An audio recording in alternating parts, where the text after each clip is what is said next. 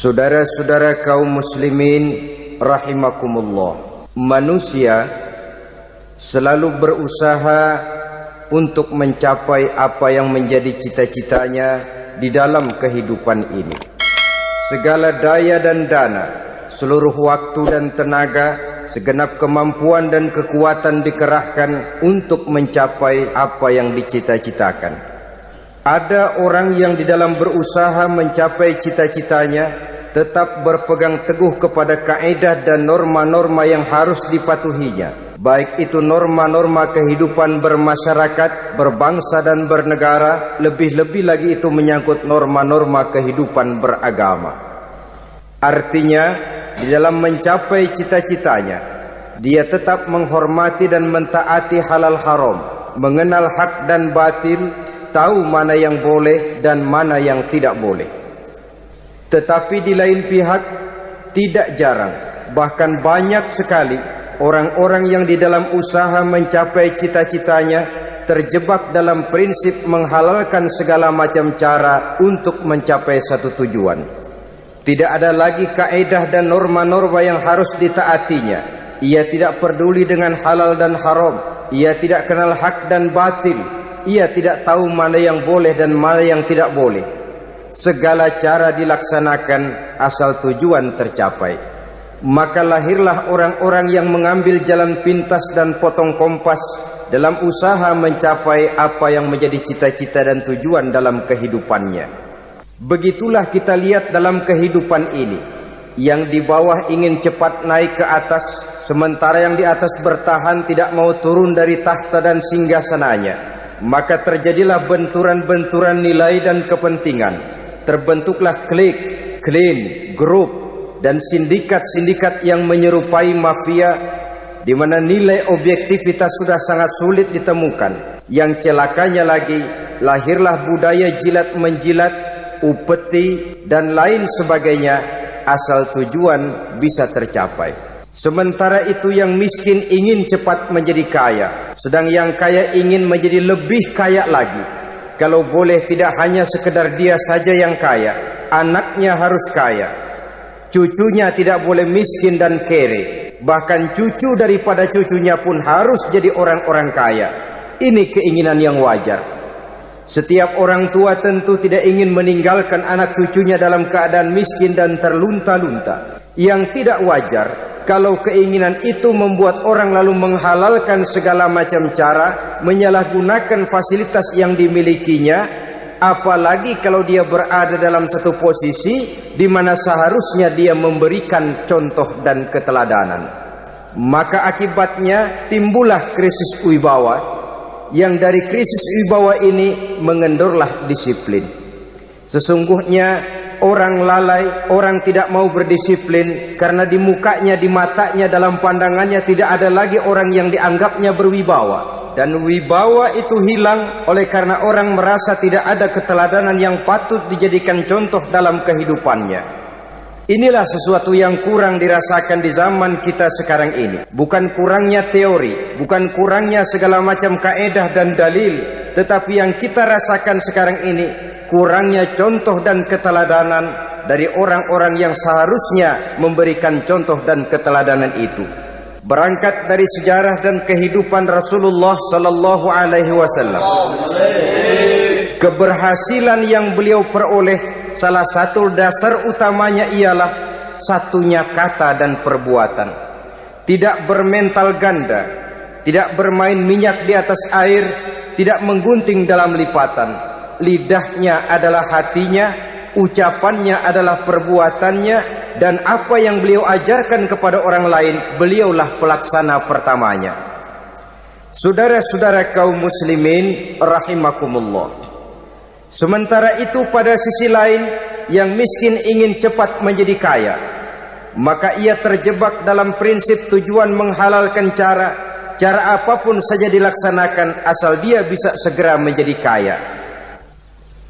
Maka salah satu jalan yang banyak dilaksanakan orang untuk mencapai kekayaan tanpa harus peras keringat dan banting tulang seperti umumnya orang adalah melalui satu jenis permainan yang umumnya kita kenal dengan nama judi. ada dua bentuk dan pola daripada judi. Walaupun seiring dengan kemajuan ilmu pengetahuan dan teknologi canggih, peradaban manusia semakin tinggi, maka jenis macam judi yang dimainkan oleh manusia ikut-ikut menjadi canggih. Tetapi pada umumnya ada dua jenis macam judi itu. Pertama, ada judi yang dilakukan secara langsung, dalam arti seorang petaruh berhadapan dengan bandar atau orang berhadapan dengan orang. Dari judi yang dilaksanakan secara langsung ini, efek negatif yang segera bisa kita lihat dengan nyata. Pertama, timbulnya rasa dendam dan permusuhan. Walaupun orang nampak duduk berhadap-hadapan, walaupun kelihatannya mereka tertawa satu sama lain, tapi yakinlah itu cuma sekedar kulit saja. Pikiran yang ada dalam benak tiap-tiap orang yang terlibat dalam perjudian tidak lain ialah bagaimana saya bisa mengalahkan lawan main saya. Akibatnya tentu bisa kita pastikan akan timbullah dendam dan permusuhan bagi yang kalah, akan timbullah rasa sombong dan menganggap remeh orang lain bagi yang menang. Yang kedua, lalainya orang kepada apa yang menjadi tanggung jawab dan kewajibannya. Orang bisa lupa kepada anak dan istri. Kalau kepada anak dan istri saja sudah bisa lupa, apalagi kepada yang lain, sebab anak dan istri memang merupakan bagian daripada kehidupan kita. Konon lagi saudara, konon lagi keluarga yang lain, anak istri saja bisa terlupakan oleh penyakit dan permainan yang bernama judi ini. Yang ketiga, hilangnya rasa sayang kepada harta. Harta yang didapatnya dengan peras keringat dan banting tulang, mungkin pergi pagi dan pulang sore. Setibanya dia di meja judi, apalagi uang tadi sudah bertukar dengan dalam bentuk koin, maka rasa sayang kepada harta itu tidak akan pernah ada lagi. Tetapi saudara-saudara, bagaimanapun juga, judi dalam artian langsung semacam ini hanya melibatkan orang-orang tertentu. Artinya selektif. Ada judi yang lebih berbahaya daripada jenis ini, perjudian massal. Taruhlah roulette dan kasino itu judi. Tetapi judi jenis roulette dan kasino ini bahayanya hanya untuk orang-orang tertentu yang memang sudah mapan, kelompok elit. Masa iya bocah angon di kampung main roulette? Apa ia yang tinggal di pinggir kali kenal kasino? Ya entahlah kalau kasino Prambos ya. Dari judi massal semacam ini lahirlah penyakit yang dinamakan tulul amal.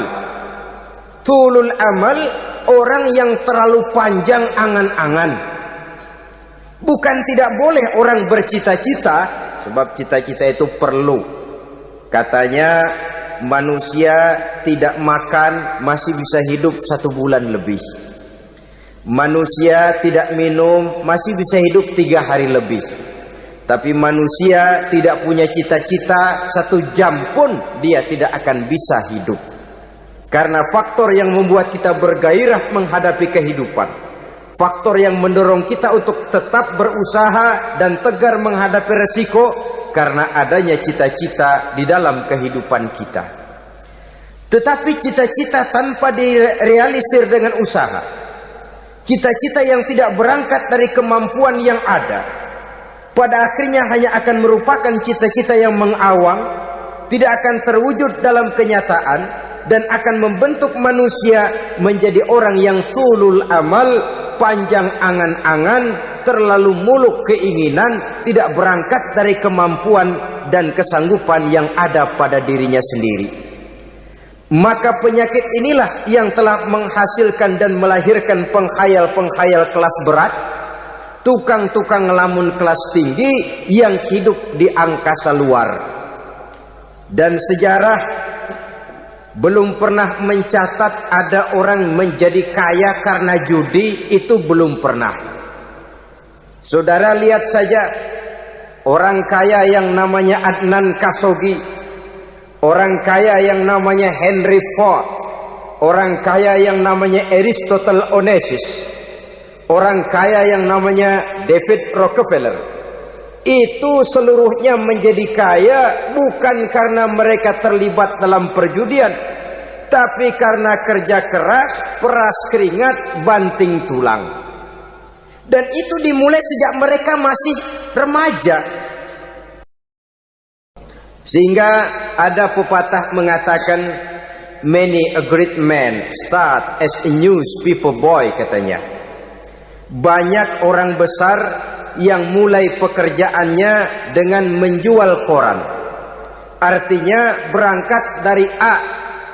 Banyak pengusaha mobil yang memulai pekerjaannya dari tukang cuci mobil, tapi lalu bertahap dan tegar menghadapi kenyataan, sehingga proses demi proses dia hadapi dengan tegar, dengan tabah, dengan sabar, dengan ulet, sampai kepada membuahkan hasil. Kita ingin pintas, kayaknya mau, usahanya tidak mau, senangnya mau, peras keringatnya tidak mau. Ini tentunya akan melahirkan kontradiksi di dalam kehidupan. Maka dari jenis perjudian massal semacam ini lahirlah penyakit tulul amal, panjang angan-angan, terlalu muluk cita-cita. Bayangkan saja kalau ini terjadi secara massal, menimpa nasib rakyat kita di pedesaan yang jauh dari keramaian. Tiap hari mereka didina-bobokkan oleh gambaran tentang akan diperolehnya uang dalam jumlah yang banyak, dengan angka nol yang berentet. Tiap hari mereka melihat angka-angka itu. Mereka lambat laun akan terseret dalam arus tulul amal ini. Panjang angan-angan, muluk cita-cita, hanya dengan mengandalkan meja perjudian. Akibatnya timbul penyakit yang kedua, yang ketiga, yaitu malas berusaha. Orang kalau sudah terlalu asik berkhayal, menghitung bintang di langit, malas berusaha. Kalau ada temannya kerja jadi buruh kasar, bawa hasil yang merupakan jeripaya dan peras keringat dia, satu minggu bergaji 10-15 ribu, diketawain. Apaan gaji lu 10 ribu, 15 ribu? Entar gua nih kalau tembus 100 juta, entar. Yang 10 ribu dan 15 ribu keringat orang itu dihina, itu dicela. Tetapi dia selalu menghitung, entar nih gua. Entarnya wallahu a'lam. Saudara hadirin yang saya muliakan, timbullah sikap malas. Padahal di tengah negara sedang membangun di berbagai bidang kehidupan. Maka sifat malas ini merupakan musuh kita. Baik mengejar kemiskinan, baik mengejar kebodohan dan keterbelakangan kita di sektor-sektor lainnya. Alangkah akan terganggunya roda pembangunan di negara kita ini jikalau sebagian besar rakyat dihinggapi oleh penyakit malas, yang malas ini dilatar belakangi oleh penyakit tulul amal, terlalu muluk angan-angan, yang angan-angan ini dinina-bobokkan oleh keinginan untuk mendapatkan untung yang besar tanpa peras keringat dan banting tulang. Sasaran yang lebih jauh, dan ini yang paling kita khawatirkan, hancurnya kubu-kubu pertahanan moral daripada bangsa kita. Kita sependapat bahwa lebih penting daripada membangun jembatan adalah membangun manusia yang membangun jembatan. Bahwa lebih penting daripada mengaspal jalan raya adalah membangun mental manusia yang melaksanakan pengaspalan itu. Dengan kata lain, membangun dan mempersiapkan manusia pembangunan. Tanpa itu, maka saya merasa khawatir kalau nanti kita tidak akan sampai kepada target yang kita harapkan oleh karena kandas di tengah jalan. Saudara-saudara kaum muslimin rahimakumullah, Islam sebagai agama yang mengajarkan manusia untuk berusaha, dan mengeluarkan segala kemampuan untuk melaksanakan segala usahanya itu, sangat membenci sifat malas, sangat membenci sifat tulul amal atau panjang angan-angan. Dan oleh karena judi melahirkan dua sifat itu, Islam sangat menganjurkan pengikutnya untuk menjauhi segala macam jenis perjudian, baik yang terang-terangan maupun yang dilakukan secara samar-samar, tidak ketara, judi canggih sesuai dengan canggihnya teknologi daripada manusia itu sendiri. Ini adalah penyakit yang meracuni masyarakat manusia dari sejak berpribadi, bertetangga, berumah tangga, sampai kepada berbangsa dan bernegara. Dan kasus-kasus yang timbul sudah cukup banyak, yang tidak mungkin lagi kita katakan hanya sekedar bersifat kasuistis, bersifat kasus-kasus kecil saja. Sebelum riaknya naik ke permukaan, marilah kita membuat benteng untuk masing-masing pribadi muslim memelihara dan menjaga diri, jangan terseret dalam permainan yang bernama judi, apapun bentuknya, bagaimanapun cara dan ragamnya. Karena jelas bahayanya lebih besar daripada manfaatnya. Taruhlah kita barangkali kemarin-marin hanyut dalam arus perjudian, tetapi hendaknya kita bisa mengambil pelajaran bahwa seorang mukmin adalah seorang yang apabila dia melakukan kesalahan, dia segera sadar, dijadikannya pelajaran untuk tidak diulanginya lagi pada masa-masa yang akan datang. Dengan sikap semacam itu, kita tidak lagi akan mengulangi kesalahan-kesalahan lama, dan grafik kehidupan kita dari hari ke hari akan makin menunjukkan hal-hal yang baik dan positif adanya. Saudara-saudara kaum muslimin rahimakumullah, kalau ABRI masuk desa, rakyat beruntung.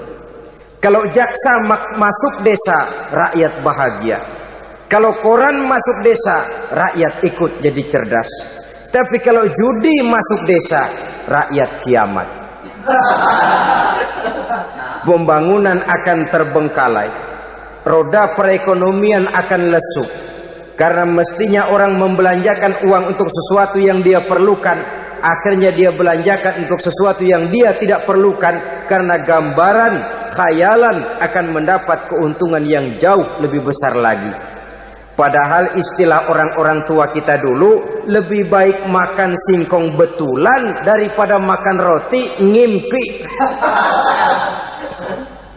Artinya uang yang 1.000-2.000 rupiah itu lebih baik dibelikan beras, dimasak, makan bersama anak dan istri, terasa nikmat dan halalnya, ketimbang beli kertas lalu ngelamun, menghayal, menghitung yang bukan-bukan.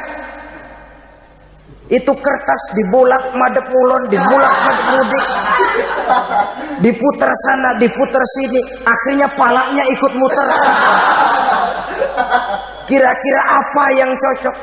Masih belum puas, kertas dilihat, orang gila ditanyain. Sudah tahu waras, orang gila yang ditanya. Masih belum puas, nanya orang gila, tidur di kuburan. Allahu Akbar. Padahal di rumahnya tempat tidurnya empuk, anget, nggak ada nyamuk. Kuburan, tidur di kuburan. Dampak-dampak negatif yang semacam ini pada gilirannya mau atau tidak mau akan menyeberang kepada garis akidah, membahayakan dan mengancam nilai-nilai tauhid yang kita miliki. Sudah kertas dibolak-balik, tidak puas, orang gila ditanya. Orang gila ditanya belum maram, tidur di kuburan. Barangkali ada bisikan. Saudara hadirin yang saya muliakan, memang walaupun wahyu sudah berhenti, tapi Allah masih memberikan ilham kepada hamba-hambanya yang dikehendakinya. Tetapi ilham itu bentuknya positif. Kalau saudara pagi-pagi berniat, tahu-tahu datang pikiran nanti malam mau ngaji, itu namanya ilham. Kalau saudara sedang merenung, tahu-tahu datang pikiran, saya mau sedekah, itu namanya ilham. bentuknya positif. Tapi kalau ngelamun tahu-tahu datang pikiran nomor sekian sekian sekian pasang, itu bukan ilham, itu belis.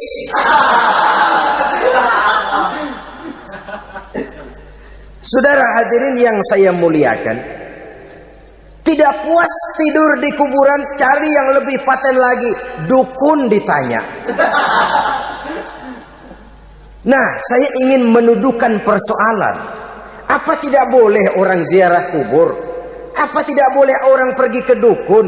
Ini dalam kaitannya dengan judi, karena ini penyakit yang sudah merajalela, mewabah di kalangan masyarakat kita di lapisan yang bawah ini. Saudara hadirin yang saya muliakan, ziarah kubur bukan saja boleh, malah dianjurkan oleh Nabi.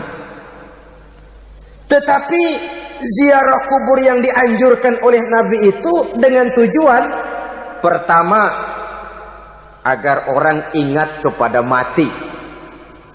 Kafa bil mauti wa'izah, kata Nabi. Cukup dengan mengingat mati menjadi pelajaran bagi kamu semua. Maka etikanya diajarkan, kalau saudara ziarah kubur, sampai di depan pintu kubur itu kan, Assalamualaikum ya ahlal kubur wa inna insyaallahu bikum lahikun. Kami satu saat insya Allah pasti akan menyusul kamu. Kalau kamu sekarang berbaring di sini, satu saat kami akan berbaring di sini. Ziarah kubur mengingatkan orang kepada mati. Orang yang ingat kepada mati, gaya hidupnya lain dengan orang yang tidak ingat mati. Nah, orang kalau nggak ingat mati, gaya hidupnya nggak terkontrol. Kalau dia berkuasa, Fir'aun. Itu nggak ingat mati. Kalau dia kaya, Korun. Sudah gambarannya nggak merupakan gambaran-gambaran yang baik. Orang yang ingat mati, dia berkuasa, dia berlaku adil. Satu saat saya akan mati dan ini akan dimintakan pertanggungan jawab. Orang kaya ingat mati, dia akan jadi pemurah. Kenapa? Kalau saya diberikan ilmu, pertanyaan akhirat cuma satu, ilmumu kau amalkan untuk apa? Kalau saya diberikan umur panjang, pertanyaan akhirat cuma satu, umurmu kau habiskan di mana? Tapi jikalau saya diberikan harta, pertanyaan akhirat ada dua, hartamu kau dapat dari mana, kau belanjakan kemana? Depannya ditanya, belakangnya ditanya. Dapat dari mana, dibelanjain kemana? Coba dua-duanya berkaitan dengan kegiatan. Kadang-kadang dapatnya dari jalan yang baik, tapi keluarnya ke tempat yang tidak baik, itu pun tidak betul. Atau dapatnya dari yang tidak baik, tapi dibelanjakan untuk yang baik, itu pun tidak bisa diterima. Oleh karenanya, dengan mengingat mati, gaya hidup seseorang jadi terkontrol karenanya. Yang kedua, dianjurkan kita untuk berziarah kubur itu mendoakan orang-orang yang sudah meninggal. Mal mayyitu fi qabrihi illa kal gharikil mutaghawis, kata Nabi. Orang yang sudah meninggal itu di alam barzaknya adalah seperti orang yang tenggelam di lautan, menunggu doa dari keluarganya yang masih hidup. Apakah itu anaknya, kemenakannya, cucunya, dan lain sebagainya. Adapun yang kalau kita ziarahi itu kuburnya orang-orang yang kita tahu merupakan orang soleh, orang yang berjiwa bersih, yang kita kenal ketakwaannya kepada Allah Subhanahu wa ta'ala, tidak ada salahnya kita bertabarruk, asal jangan dengan satu keyakinan bahwa dia secara mandiri bisa mendoakan kita. Dia hanya bisa melakukan itu hanya dengan izin Allah. Nah, umumnya orang kalau sudah ziarah ke kubur-kubur keramat itu, Allahnya kelupaan. Itu yang dikhawatirkan merusak dan mengganggu akidah. Sehingga di awal-awal perkembangan Islam, Nabi pernah melarang orang ziarah kubur itu. Ini bisa kita simak dari hadis, kuntu nahaitukum an ziyaratil qabri fazuruha. Dahulu aku pernah melarang kamu untuk ziarah kubur. Adapun sekarang kalau mau ziarah, ziarahlah kamu. Kata-kata dulu aku pernah melarang kamu itu menggambarkan bahwa pada permulaan perkembangan Islam, nilai keimanan para sahabat masih rapuh, masih lemah, masih memerlukan pembinaan. Sehingga kalau mereka sering ke kubur, dikhawatirkan mereka minta kepada kubur. Nah, tetapi tatkala nilai keimanannya sudah mapan, sudah kuat, kata Rasul, fazuruha. Adapun sekarang kalau mau pergi berziarah, ziarahlah kamu. Saudara hadirin yang saya muliakan, jadi jangan melupakan Allah. Saya bisa saja berkata, kalau saya misalnya pakai cincin, lalu saya bilang, saya sejak pakai cincin ini, jangan anak gadis, nenek-nenek ngelihat saya lemes. Atau sejak pakai cincin ini, dagangan laris bener. Cincin itu yang menggelincirkan akidah. Untuk tidak tergelincir, orang harus tidak melupakan Allah. Dia bisa berkata, alhamdulillah, Allah memberikan keistimewaan kepada batu cincin saya. Batu cincinnya tidak apa-apa, Allah yang memberikan keistimewaan. Ini dalam bentuk yang langsung. Dalam bentuk yang tidak langsung kita bisa lihat, misalnya kalau petani ditanya, oh ini bisa panen besar ini rahasianya apa Pak? Oh, pupuk urea. Pupuk urea. Nah, Allah nomor 16. Seorang petani yang baik keimanannya, dia akan berkata, kami bisa panen besar karena izin Allah. Lah kalau pupuknya mah pakai pupuk urea, izin Allahnya dahulu, baru kemudian pupuknya nyusul. Jadi sebenarnya bukan cuma pergi ke dukun yang bisa merusak keimanan, pergi ke dokter juga bisa loh merusak keimanan. Kalau berkeyakinan bahwa dokter itulah yang memberikan sembuh, kenapa akidah saudara tidak tergelincir karenanya? Dokter hanya memberikan obat dan resep, sembuh itu datangnya dari Allah. Ini yang diungkapkan lewat lisan Nabi Ibrahim alaihi salam, wa idza maridtu fahuwa yashfini. Apabila aku sakit, dialah Allah yang memberikan sembuh. Memberikan sembuh.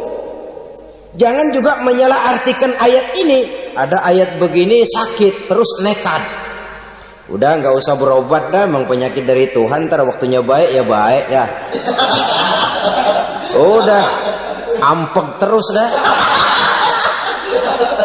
Orang yang berobat saja belum tentu sembuh, apalagi yang tidak berobat. Sama juga orang nggak sembahyang kita ajakin ngotot, lo juga yang sembahyang belum tentu masuk surga katanya. Lah yang sembahyang belum tentu masuk surga, bagaimana cengoran lo yang nggak sembahyang?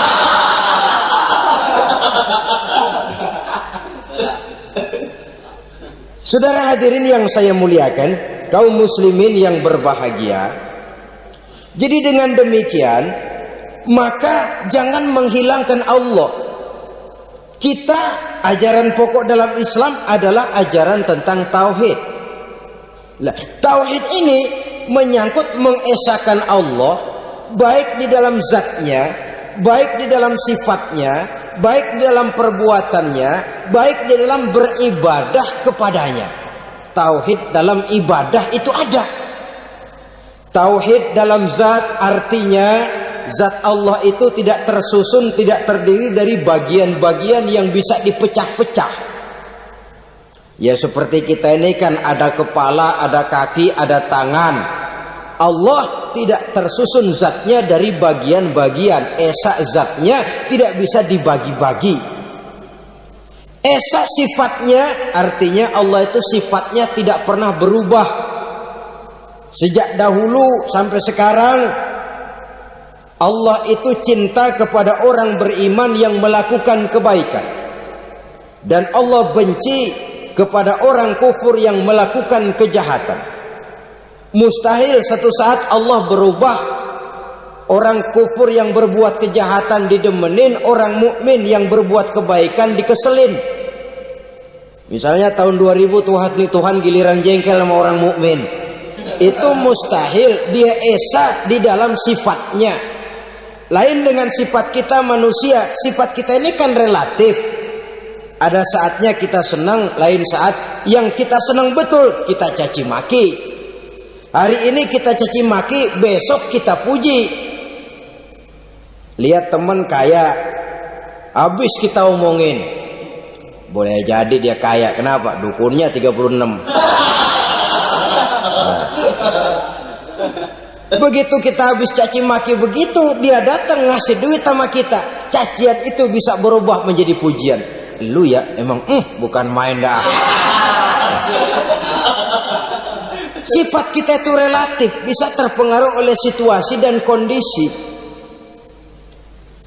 Saudara hadirin yang saya hormati, kaum muslimin yang berbahagia, Allah juga esa di dalam perbuatannya. Artinya di dalam menciptakan apapun yang akan diciptakan oleh Allah, di dalam melakukan apapun yang akan dilakukan oleh Allah, tidak terikat kepada faktor lain, tidak memerlukan bantuan lain. Dia adalah mutlak. Nah, kemudian kita mengesahkan Allah dalam zatnya, mengesahkan Allah dalam sifatnya, mengesahkan Allah dalam perbuatannya. Belum tentu berarti kita mengesahkan Allah dalam ibadahnya. Sebab banyak orang yang yakin betul Allah itu esa, teguh dengan pendiriannya. Tuhan lu siapa? Allah. Allah bagaimana? Esa. Bagaimana kalau dua? Kagak. Tiga? Enggak. Mantap. Soal tahlil paten. Tapi dalam ibadah kadang-kadang dia tidak mentauhidkan Allah. Ini makna wa ma umiru illa liya'budullaha mukhlisin. Kami tidak memerintahkan kepadamu kecuali untuk beribadah kepadaku, kata Allah, dengan ikhlas. Beribadah kepada Allah dengan ikhlas itu artinya apa? Beribadah hanya untuk Allah saja. Nah, kalau hanya untuk Allah saja, lalu kita minta berdoa di depan kuburan orang yang soleh, apa syirik? Tidak syirik.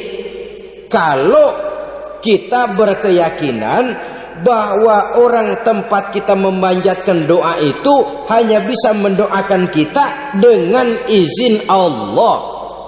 Dia sendiri tidak punya kekuasaan apa-apa.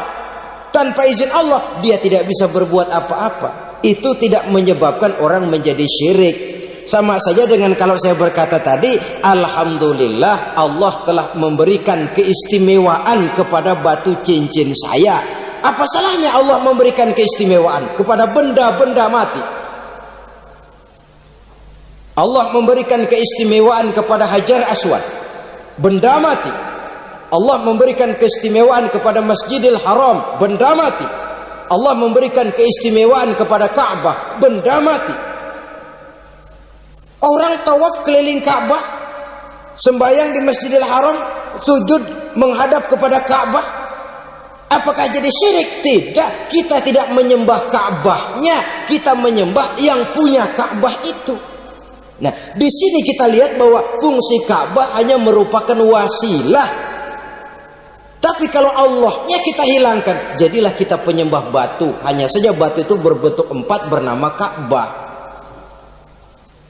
Sa'i, orang yang melaksanakan haji, lari-lari antara Safa dan Marwah, amalan apa itu? Seakan-akan kita menghormati bukit-bukit, gunung-gunung. Tapi bukan itu yang kita tuju dalam pelaksanaan sa'i itu. Yang kita tuju adalah ini perintah Allah. Allahnya yang diutamakan. Maka hal semacam ini tidak menyebabkan orang menjadi syirik dan tergelincir dari tauhid. Tapi kalau ziarah kubur dengan niat cari buntutan, cari nomor yang cocok, ini niatnya saja sudah salah. Nah, kalau berangkat dengan niat yang salah, sampai di sana saya yakin, seyakin-yakinnya amalannya pasti salah. Lah, kubur yang diziarahin bukan kubur orang soleh. Yang mana ada orang soleh ngasih kode buntut. ada juga orang salah, bukan orang soleh itu. Kadang-kadang dia nggak tahu kuburan siapa, nongkrong aja di situ. Memang sulit saudara-saudara, mental ya, namanya mental. Kalau memang mental sudah mental judi, apa saja bisa dijudiin. Jadi orang nggak perlu sebenarnya pemerintah terlalu gini, nggak usah. Kembali saja kepada mental. Kalau mental memang sudah mental judi, apaan aja bisa dijudiin. Pulang tengah malam nabrak babi, babi yang keluar nih.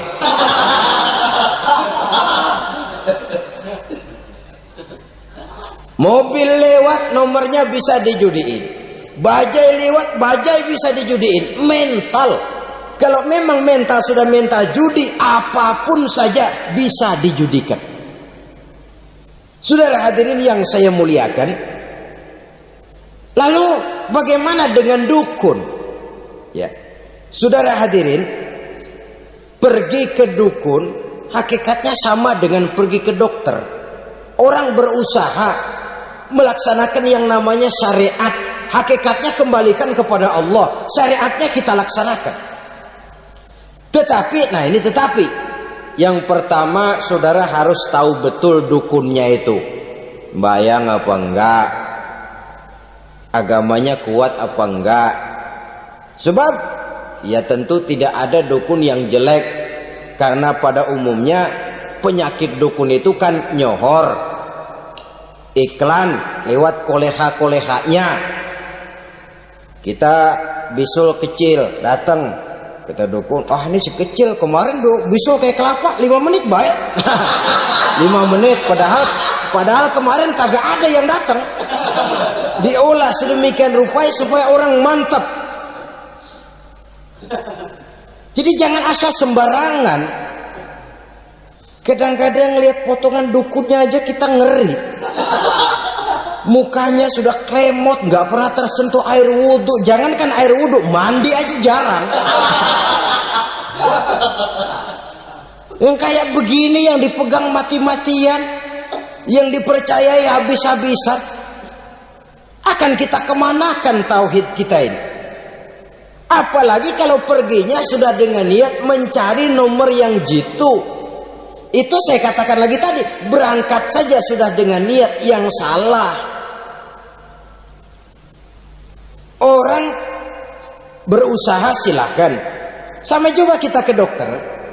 Oleh dokter kan setelah diperiksa penyakit kita, lalu dianalisa, oh ini penyakitnya ini.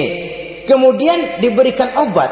Lah, obat itu kan tentu ada aturan minumnya tuh. Yang kapsul ini sehari 3 kali, yang tablet ini sehari 2 kali. Kalau kita minumnya kelebihan, overdosis namanya. Saking pengen cepet baik, sekali minum 10 tablet. Ya memang nggak sakit-sakit lagi, tapi nggak hidup sudah. Habis. Kita pun dalam melaksanakan amalan hidup beragama begitu. Saudara datang kepada kiai, orang-orang soleh, meminta amalan, wiridan, itu jangan sampai overdosis. Tidak sesuai dengan kemampuan pribadi. Wong masih SD sudah minta matematika kelas SMP, celeng. Baru SMP sudah minta diajarkan filsafat kelas perguruan tinggi, semaput.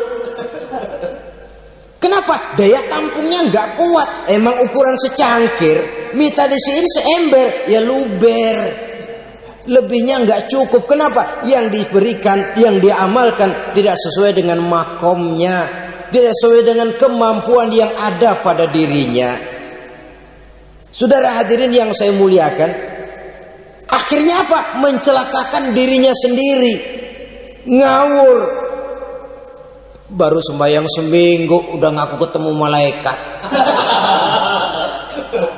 Sembahyang ditemenin malaikat lah, sembahyang baru seminggu mulai tuh malaikat iseng amat. Ya walaupun kalau Allah izinkan tidak mustahil, tapi kan tidak logik. Orang yang melaksanakan ibadah puluhan tahun memerlukan riyadhah dan latihan, khusyuk dan tawadhu, penuh tazallul, merendahkan diri di hadapan Allah. Belum tentu mendapat karunia yang semacam itu. Saudara hadirin yang saya muliakan, jadi dengan kata lain, yang pertama, lihatlah dulu kualitas dukun yang akan saudara datangi itu. Ini kualitas black apa kualitas white, aspal apa cat putih, sehingga jangan sampai kita salah pilih. Sebab biasanya orang kalau sudah hanyut di kali, rumput pun dia pegangin. Dia tahu kalau rumput tidak akan bisa menahan bobot badannya, tapi karena posisinya posisi terjepit, rumput pun dia pegang. Ini satu gambaran psikologis betapa orang dalam keadaan panik, kepepet, kejepit, yang tidak mestinya dipegang pun akan dipegangnya juga. Walaupun dia tahu itu tidak akan bisa menahan bobot badannya, namun dipegangnya juga. Oleh karenanya, yang pertama, lihat dulu kualitas dukunnya. Yang kedua, saudara-saudara, jangan berkeyakinan bahwa dukun itulah yang memberikan permintaan saudara. Si dukun hanya bisa dengan izin Allah. Nah ini kuncinya. Kalau izin Allahnya dihilangkan, dan ini yang jarang. Biasanya kalau kita diajak ke dukun, di sono aja paten banget. Abah ano, abah ini, abah ano, abah-abah. Lah, lalu pikiran kita kan terfokus. Dikala itulah kita mulai menyampingkan Allah. Di situ yang dikhawatirkan nilai tauhid kita jadi tergoyah karenanya. Bahwa orang yang kita datangi, yang kita kenal kesolehan dan ketakwaannya, hanya bisa memberikan pertolongan dengan izin Allah. Dengan izin Allah dia doakan kita dan doanya kabul. Dengan izin Allah dia penuhi hajat kita dan hajat kita jadi terlaksana, jadi kenyataan dengan izin Allah. Sebab Allah itu memberikan keistimewaan. Ada waktu istimewa, ada tempat istimewa, ada jam istimewa. Kenapa sih sedekah hari Jumat dengan sedekah hari Kamis pahalanya kok lebih besar hari Jumat? Karena itu waktu istimewa. Kenapa untuk sembahyang sunnah dianjurkan sepertiga malam yang terakhir? Karena itu waktu istimewa. Kenapa doa di multazam, di dekat Hajar Aswad, di Hijr Ismail, di Raudhah dikabulkan Allah? Karena itu tempat istimewa. Memang kadang-kadang ada orang berkata, kalau mau berdoa kenapa mesti di kuburan wali? Di rumah juga berdoa, Tuhan dengar. Betul, Tuhan dengar, bahkan tidak berdoa pun Allah tahu isi hati kita. Tapi soal dikabulkan atau tidak, itu hak Allah. Dan Allah memberikan fasilitas kepada tempat-tempat tertentu dan istimewa. Dan itu diajarkan oleh Nabi. Di Raudhah perbanyak doa. Kenapa? Itu tempat yang mustajabah. Artinya Allah memberikan keistimewaan kepada tempat-tempat tertentu. Dalam konteksnya dengan ini, makom para aulia, para wali, para ulama soleh, tidak ada salahnya kita berdoa di sana, bertawassul.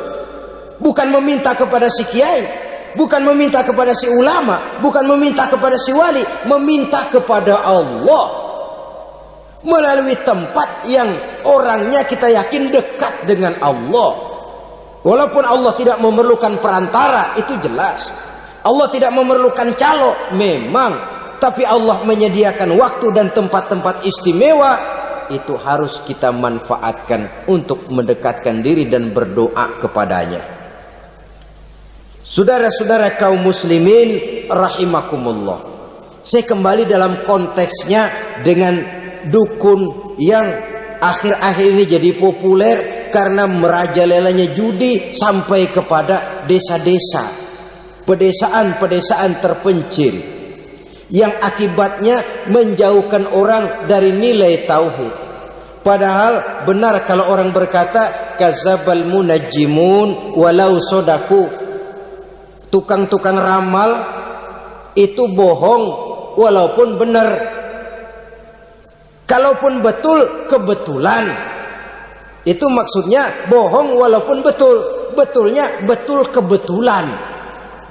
Maka para remaja itu biasanya gemar kepada membaca bintang Anda minggu ini. Kan begitu toh? Nah, apa Aries, apa Virgo, apa Leo dan sebagainya. Dan itu memang menarik untuk dibaca. Rezeki sebelah kulon. Asmara anget. Saudara hadirin, hal yang semacam ini boleh saja untuk dibaca, tapi tidak untuk diyakini kebenarannya.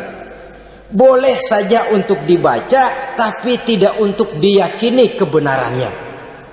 Karena meyakini kebenarannya sama saja dengan mendahului Allah. Dan itu bisa menggelincirkan nilai-nilai tauhid kita. Tauhid dalam ibadah saya katakan tadi, menyembah hanya kepada Allah, bermohon hanya kepada Allah dengan menggunakan fasilitas-fasilitas yang disediakan oleh Allah, baik berupa waktu maupun tempat-tempat tertentu. Dan orang-orang ya, kalau waktu dan tempat saja ada yang diberikan keistimewaan oleh Allah, padahal tempat itu benda mati, apalagi manusia yang merupakan makhluk hidup. Saudara hadirin yang saya muliakan, saudara-saudara kaum muslimin yang berbahagia, sehingga dengan demikian kita tetap menjaga nilai-nilai akidah. Dan dengan ini syariat kita laksanakan tanpa membuang hakikat. Sebab hakikat tanpa syariat itu kosong. Syariat tanpa hakikat juga tidak ada tujuan. Yang penting hati bersih, nggak sembahyang nggak apa-apa. Mana bisa begitu, Mas? Kalau memang hati bersih nggak usah sembahyang nggak apa-apa. Nabi Muhammad dulu berhenti dong sembahyang. Sebab beliau orang yang hatinya paling bersih. Nah, orang yang hatinya paling bersih saja sembahyang yang nggak berhenti, masa kita lalu mau berhenti? Yang penting kan kita bisa dekat dengan Allah melalui perasaan. Banyak-banyak ingat. Apa itu sembahyang? Macam-macam. Itu hakikat saja tanpa syariat ia tidak bisa. Syariat saja tanpa hakikat juga gerak lahir yang tanpa roh namanya. Kita melakukan sholat tapi kita tidak tahu untuk apa kita sholat dan kenapa kita sholat dan siapa yang kita sembah di dalam kita sholat. Sehingga dengan demikian keduanya tidak bisa terpisahkan satu sama lain, seperti halnya kulit dan isi. Barangkali pernah saya ingatkan, kulit penting, isi pun juga penting. Hakikat penting, syariat juga penting. Dan kita jangan salah mengartikan terjebak dalam ucapan-ucapan yang masih memerlukan penafsiran, sehingga lalu kita cenderung mendiskreditkan dan menjelekkan para wali. Misalnya ada ucapannya Syekh Abdul Qadir Jailani yang berkata begini, barang siapa yang masuk ke rumahku lalu ia memakan makananku, maka ia akan masuk surga. Ini kalau ucapan ini dipahami secara apa adanya, ya jelas orang bisa tergelincir. Tapi kalau ditafsirkan secara betul, siapa yang masuk ke dalam rumahku? Di mana rumah Syekh Abdul Qadir? Di mana umumnya rumah para wali? Di masjid. Jadi siapa yang masuk ke dalam rumahku? Masjid. Lah kalau sudah di dalam masjid, makanannya apa? Getuk. Tentu saja tidak. Kalau sudah di masjid itu ya makanannya ya wirid, zikir, tahajud, baca Quran, paling kurang iktikaf. Jadi siapa yang masuk ke masjid lalu dia sujud, wirid, zikir, ya jelas saja surga. Jangan membaca ucapan ini dan terus rame-rame nyari bekas rumah Syekh Abdul Qadir. Rame-rame masuk ya rumah kecil. Saudara hadirin, kita terlalu terpaku kepada materi ucapan dan melupakan filsafat daripada ucapan itu sendiri. Dalam kondisi yang sedemikian sangat boleh jadi orang lalu tergelincir karenanya. Oleh karena itulah saudara-saudara, saya kembali kepada satu prinsip, bahwa sebenarnya dengan tidak perlu menyalahkan pihak-pihak lain, mari kita kembali kepada sikap mental kita sebagai muslim. Kalau mental memang sudah mental penjudi, apapun bisa dijudikan. Tapi kalau mental itu tidak ada, walaupun di kiri kanan dan depan belakang banyak dibuka tempat-tempat perjudian, saya yakin kita akan mampu menahan dan menjaga diri. Sikap mental inilah yang memerlukan pembinaan dari kita semua. Sehingga dengan demikian kita akan menjadi pribadi-pribadi yang bisa bertahan dari segala gempuran-gempuran yang datang dari luar karena adanya prinsip ketahanan mental itu tadi. Sekali lagi saya ingatkan bahwa judi selamanya tidak akan pernah mendatangkan kebahagiaan. Judi tidak akan membuat orang menjadi kaya. Judi tidak akan membuat orang makin akrab, berteman dan bersaudara. Yang jelas, judi melahirkan permusuhan dan dendam, membangkitkan rasa malas, memulukan angan-angan tanpa mau peras keringat dan banting tulang, melalaikan orang dari tanggung jawab dan kewajibannya, membuat ia lupa kepada anak, istri dan seluruh keluarganya, dan pada akhirnya dia akan terjebak dalam satu permainan yang makin menjauhkan dia dari proses kesadarannya sebagai manusia. Sebagai uraian penutup, marilah kita renungi firman Allah dalam Al-Baqarah ayat 208. A'udzu billahi minasyaitonir rajim. Ya ayyuhalladzina amanu dukhulu fis silmi kafah wa la tattabi'u khutuwatis syaitan innahu lakum aduwwum mubin. Hai orang-orang yang beriman, masuklah kamu ke dalam keselamatan. Masuklah kamu ke dalam Islam secara keseluruhan. Jangan kamu mengikuti jejak-jejak setan, karena setan adalah musuhmu yang nyata dan jelas. Judi termasuk jejak-jejak yang ditinggalkan oleh setan untuk diikuti oleh kita agar kita mendapatkan kesengsaraan baik di dunia, lebih-lebih di akhirat nanti. Semoga Allah selamatkan kita, Allah selamatkan seluruh bangsa kita dari penyakit-penyakit judi yang melahirkan efek-efek negatif dalam kehidupan.